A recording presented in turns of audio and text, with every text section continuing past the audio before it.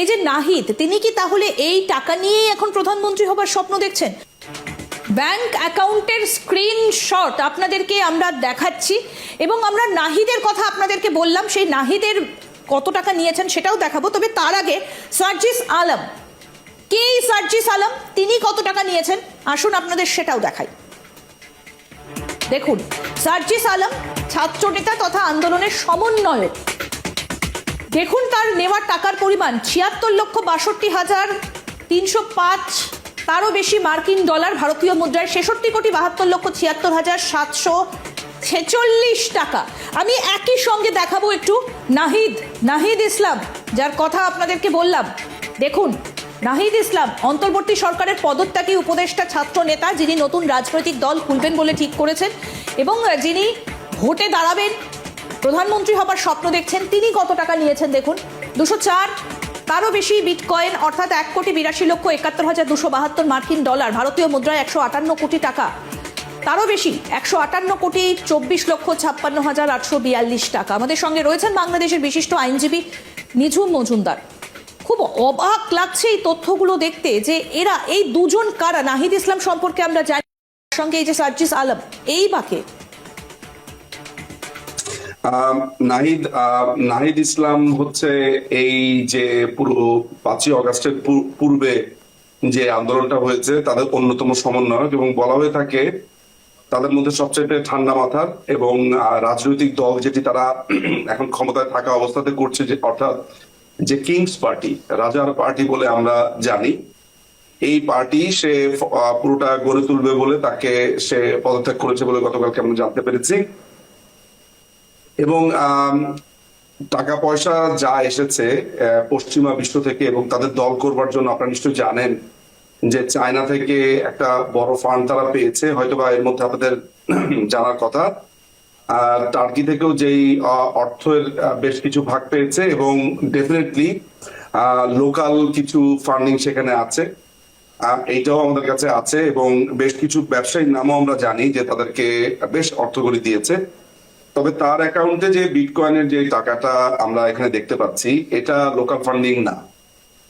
এই টাকাটার সোর্স আসলে চায়না বলে আমরা প্রাথমিকভাবে অনুমান করছি, এবং বেশ কিছু টিপসও এই ব্যাপারে আমাদের কাছে আছে। যেহেতু কনফার্ম না থাকার কারণে আমি আসলে সেই জায়গাগুলো, কারণ আমার আরো বেশ কিছু তথ্য পাওয়ার সম্ভাবনা আছে, ফলে এই ফান্ডিংটা নিয়ে আমি এখনই নিশ্চিতভাবে আলোচনা করব না।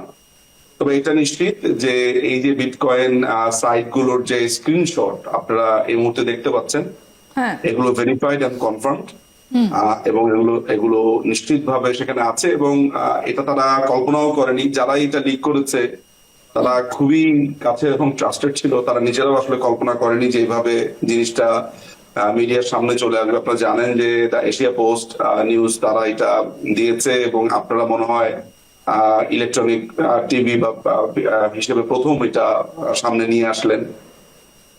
তো আমার কাছে যে জিনিসটা মনে হচ্ছে যে এরা অর্থ আত্মসাৎ, যেই যে দুর্নীতির বিরুদ্ধে, এই যে তারা বারবার বলেছিল যে দেশটা উচ্ছন্নে গেছে দুর্নীতি, দেখেন 6 মাসের ভেতরে হাজার হাজার কোটি টাকার মালিক হয়ে গেছে, কারো 3,000, 4,000, 5,000 কোটি। আমরা হিসাব করলে তো চক্ষু চরক গাছের মতো, এবং সেটা 6 মাস মাত্র শেষ হলো এই 5 তারিখে।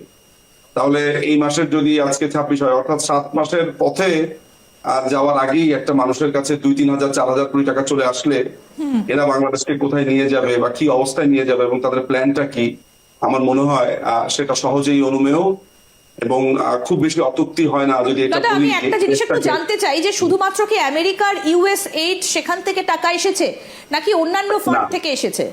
না, ইউএসএইড এবং এনইডি তাদেরও একটা লিমিট আছে, কারণ তাদের যে ফান্ডটা বাংলাদেশ কেন্দ্রিক হয় সেখানে তাদের আবার ভাগাভাগি আছে, যে কাকে কত টাকা দেবে, এই ধরনের একটা ব্যাপার আছে। সেগুলোর হিসাবও আমার কাছে পরিষ্কার ভাবে আছে, নিশ্চয়ই আমি আপনাকে সেগুলো দিয়ে আমরা একটা প্রোগ্রাম করবো, চেষ্টা করবো। কিন্তু কথা হচ্ছে যে এই অর্থ যেগুলো আপনি দেখছেন বিটকয়েনের মধ্যে, বা যেটা এই মুহূর্তে আপনার সামনে আছে, এগুলোর মেইনলি সোর্স হচ্ছে টার্কি হয়ে দোহার মাধ্যমে, অর্থাৎ কাতারের মাধ্যমে, এবং চায়নার অর্থ। চায়নার একটা বড় স্টেক কিন্তু এই মেইহেমের ভেতরে ছিল, অর্থাৎ 5ই অগস্টের যে সহিংসতা, যে উন্মুক্ততা, সেখানে একটা বড় স্টেক তাদের ছিল। আমাদের কাছে একটা কনফার্ম নিউজ আছে, চাইনিজ এবং তার্কিশ যে ইন্টারভেনশন, বিশেষ করে ফাইন্যান্সিয়াল যে টাকা পয়সাগুলো দেওয়া হয়েছে, আমাদের কাছে পরিষ্কার এই ব্যাপারে তথ্য আছে।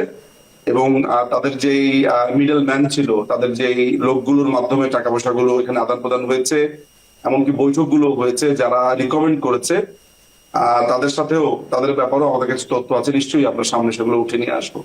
ঠিক, আমি একটা প্রশ্ন আপনার কাছে রাখতে চাই যে শুধু কি আপনি তো 5 জনের কথা আমাদের সামনে তুলে ধরেছেন এবং 5 জনের তথ্য আমাদেরকে পাঠিয়েছেন, সেটাই দেখালাম।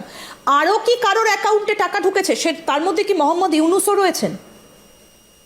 আপনি আপনি জানেন কিনা জানি না, আমাদের কাছে একেবারে একটা মানে কি বলবো, আমি হয়তো বলতে পারলে ঠিকই বলতাম। সেটা হচ্ছে যে ইউনুসের টাকার অভাব নেই। শুধুমাত্র ফ্রান্সেই তার $2.5 বিলিয়ন একটা বিনিয়োগ আছে, এবং এটা খুবই খুবই খুবই কনফার্মড একটা সোর্স। আমরা নানানভাবে তার এই টাকা সংস্থান, ফ্রান্সে তার কি কি সেট আপ আছে, সেগুলো নিয়ে আমরা দেখছি, এবং সেগুলো নিশ্চয়ই সামনে আসবে, খুব শীঘ্রই আসবে। তবে আমার ইউনুসের অর্থ সংস্থানের ব্যাপারটার দিকগুলো একটু ভিন্ন। সে প্রচুর আপনার দেশের বাইরে থেকে দাতা সংস্থাগুলোর ফান্ডিং পায়, যেটা আমরা আপনার প্রোগ্রামে বলেওছি যে এই ফান্ডিং গুলো সে কিভাবে ম্যানেজ করে, কিভাবে টাকাগুলো পায় এবং কিভাবে সেগুলোকে লন্ডারিং করে এবং দেশের বাইরে সে পাঠিয়ে দেয়। ফলে তার তো এক ধরনের সাহায্য বা রিকমেন্ডেশন এখানে ছিল বলে আমরা অনুমান করি। এগুলো অবশ্য হাইপোথেটিক্যাল কথা, কিন্তু সার্কমস্টেন্সিয়াল এভিডেন্স আসলে সেদিকে নির্দেশ করে। একদম, মানে হাসিনাকে শেষ করতে, হাসিনাকে সরাতে এত এত টাকা এদের অ্যাকাউন্টে ঢুকেছে। এই যে নাহিদ, তিনি কি তাহলে এই টাকা নিয়েই এখন প্রধানমন্ত্রী হবার স্বপ্ন দেখছেন? গতকাল তো তিনি পদত্যাগ করেছেন উপদেষ্টা পদ থেকে।